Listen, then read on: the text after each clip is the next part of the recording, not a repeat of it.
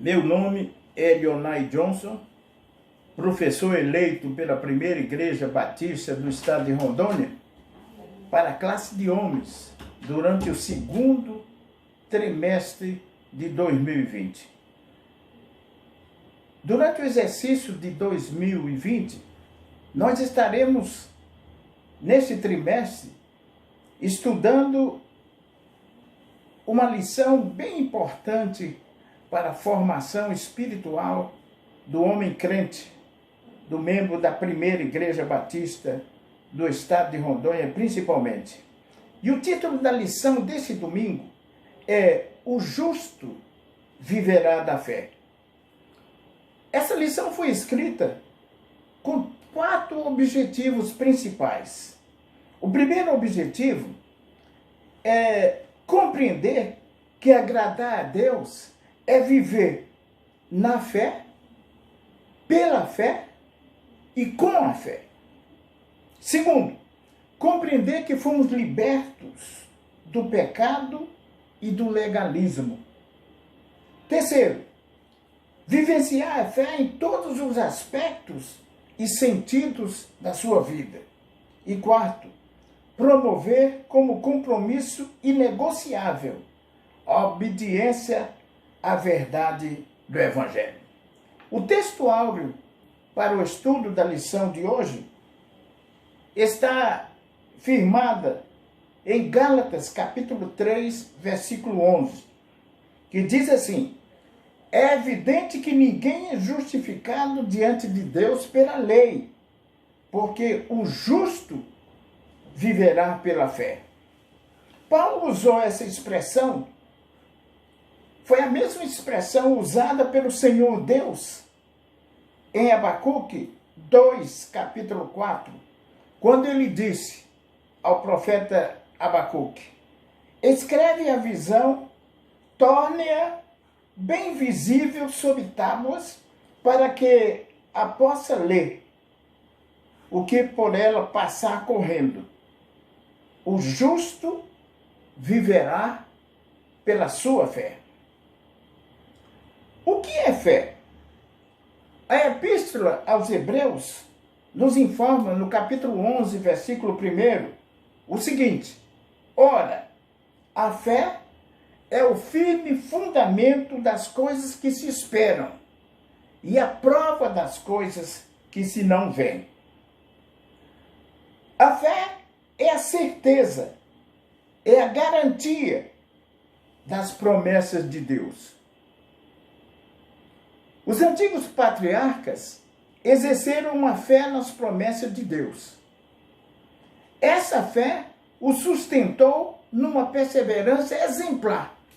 Foram eles Abraão, Isaac, Jacó, Moisés, Daniel, Noé e muitos outros. Pela fé, o crente reconhece que as coisas temporais e materiais, isto é, as coisas acessíveis aos seus sentidos, não são maiores do que Deus e sua palavra que as criou. Noé manifestou a fé que a justiça exige. Por isso, ele foi poupado no meio daquela geração perversa e contradizente. No estudo de hoje, abordaremos alguns aspectos de uma vida de fé na palavra de Deus. Primeiro, viver na fé é também compreender a presença e a ação do Espírito Santo. E o texto que nós reparamos aqui está em Gálatas 3, versículo 5, que diz: aquele que nos dá o Espírito e que realiza milagres entre vós, será que o faz pelas obras da lei ou pela fé naquilo que ouvistes? Deus nos concede o Espírito Santo, supre, no dizer de certas versões. E a sugestão aqui é de grande importância. Deus é quem faz isso, de acordo com Gálatas 4, versículo 6, ele envia o seu Espírito, o Espírito de seu Filho, ao coração de seus filhos, isto é, dos que creem em Cristo. Os versos 2 a 6 de Gálatas 3 descreve o poder do Evangelho em contraste com a lei. Os que receberam o Evangelho da graça de Cristo, primeiro, receberam o Espírito Santo que veio morar na sua vida. Segundo, o aperfeiçoamento adquirido é autêntico. Terceiro, o sofrimento tem um valor real.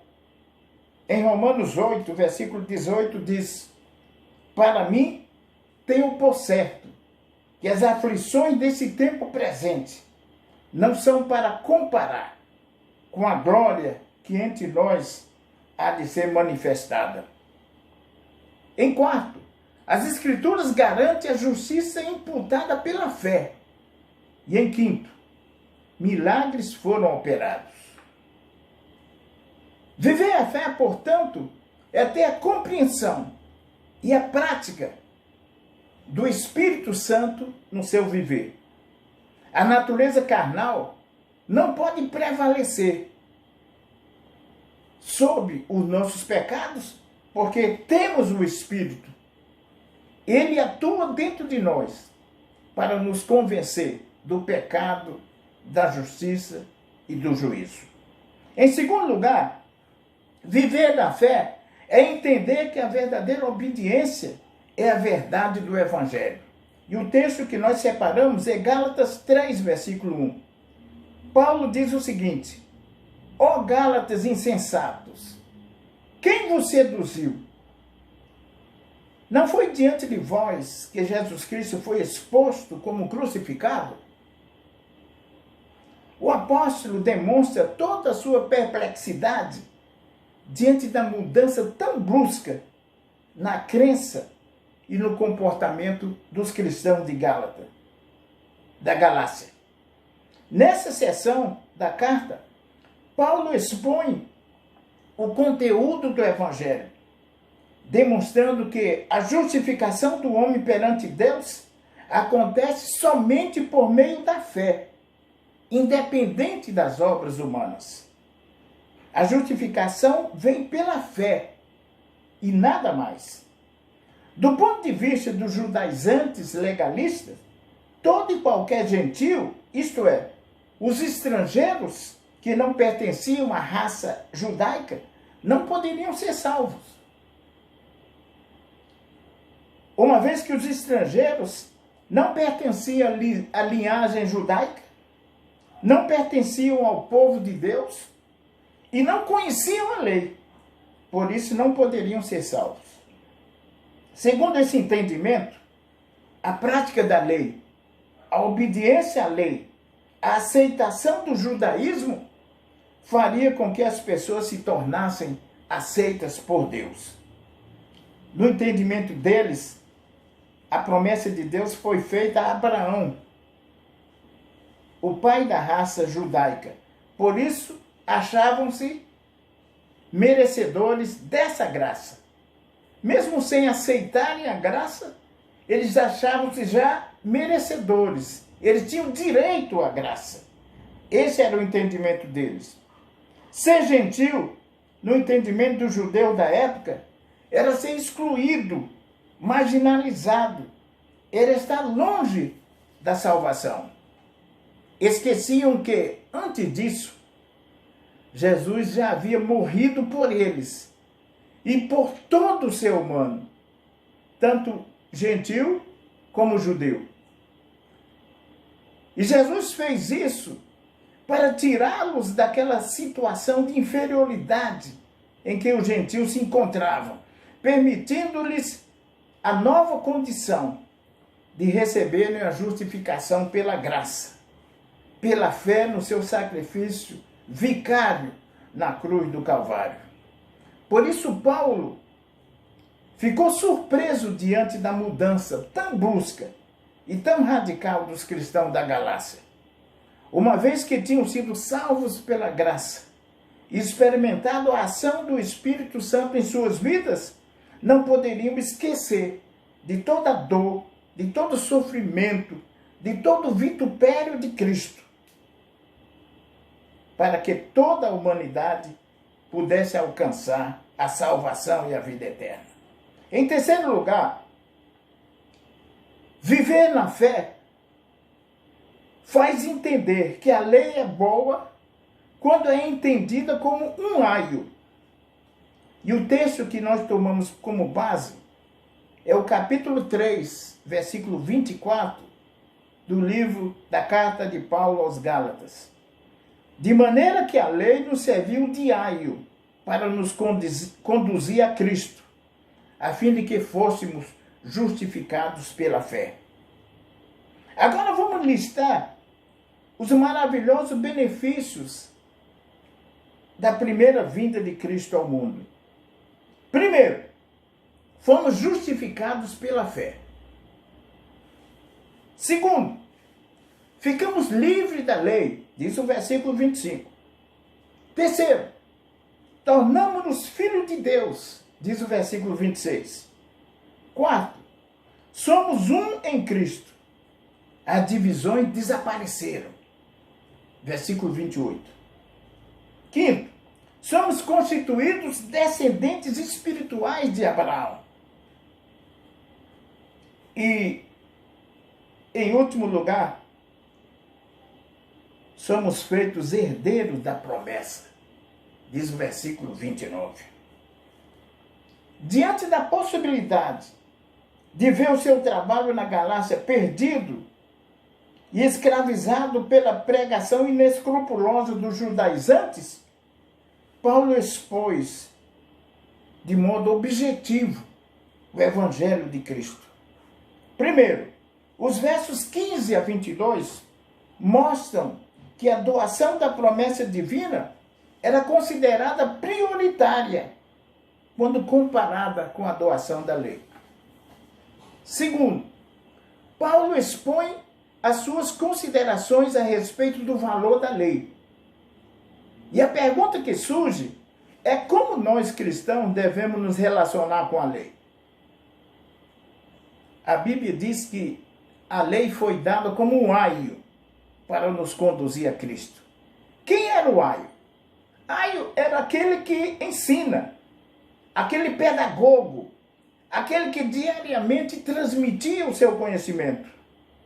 Comparando o aio com a lei, Paulo diz que a lei precisa ser vista e entendida da seguinte forma. Primeiro, a lei é aquela que conduz, é aquela que ensina, mas a lei nos conduz à fé. A lei tinha uma tarefa limitada e temporária. Ela tinha que nos levar até Cristo. A lei teve o seu propósito de conduzir, nos mostrar a revelação plena e maior, Jesus Cristo. E eu quero concluir dizendo o seguinte: como viver pela lei? Primeiro, nunca deixar que a racionalidade suplante a fé. Segundo, desenvolver constante dependência de Deus. Terceiro, realizar e promover as boas novas de salvação, levando essa palavra às pessoas que não creram, às pessoas que não conhecem, para que todos cheguem ao conhecimento da verdade. E, finalmente, promover como compromisso o inegociável, a inegociável dependência, a obediência da verdade do Evangelho. Então precisamos promover esse compromisso inegociável, a obediência à verdade que há no Evangelho de Cristo. Portanto, a lei foi um aio que nos trouxe a Cristo. Mas ao chegarmos em Cristo, nós temos a graça. Ele estendeu a sua graça. Ele derramou o seu Espírito sobre cada um de nós, para que pudéssemos ser salvos de uma vez para sempre e nunca mais nos arrependermos daquilo que fizemos no passado. Deus abençoe a todos, Deus seja louvado e Deus ajude cada ouvinte, cada espectador ou cada telespectador a entender a verdade contida no Evangelho. Amém?